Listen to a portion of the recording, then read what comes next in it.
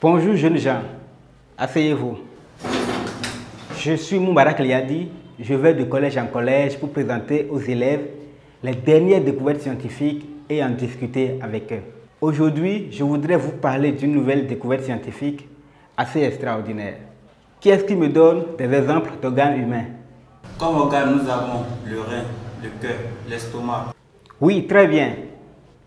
Tous ces organes composent le corps humain que les chercheurs étudient pour comprendre son fonctionnement et surtout la survenue de maladies. Mais c'est compliqué. Il faudrait pouvoir étudier ces organes isolément. Par exemple, si on prend une moto, on parle aussi des organes d'une moto. Le moteur, les roues, etc. Si une pièce est en panne, on la démonte et on l'envoie à l'atelier pour étudier le problème. Ce serait pratique si on pouvait faire cela avec les organes humains. Eh bien, pour cela, les chercheurs en biologie ont inventé les organoïdes.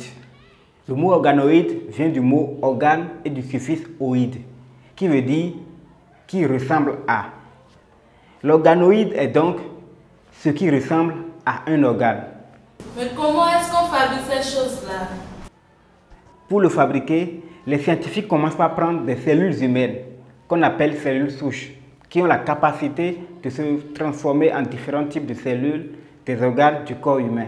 Ces cellules vont petit à petit se multiplier et s'organiser pour former une structure qui ressemble, dans son fonctionnement, à un organe en miniature. Ce sont des petits cœurs, des petits cerveaux. Attention, il ne faut pas voir des mini-cœurs ou des mini-cerveaux. Il s'agit seulement d'amasses de cellules qui s'organisent comme le ferait dans un vrai organe. Du coup, comme pour le moteur d'une moto dans un atelier, on peut les étudier dans un laboratoire isolément. Mais à quoi ça sert en vrai? Ces mini-organes sont très utiles pour les scientifiques. Par exemple, avec des organettes du cerveau, les scientifiques peuvent étudier les maladies comme Alzheimer ou Parkinson. En plus, ils vont permettre aussi de réduire le recours aux animaux pour les expérimentations scientifiques. Avec les organoïdes, plus besoin d'animaux, on testera les médicaments sur de mini-modèles d'organes. Mais il faut continuer les recherches. Cette technologie n'est pas encore présente au Bénin.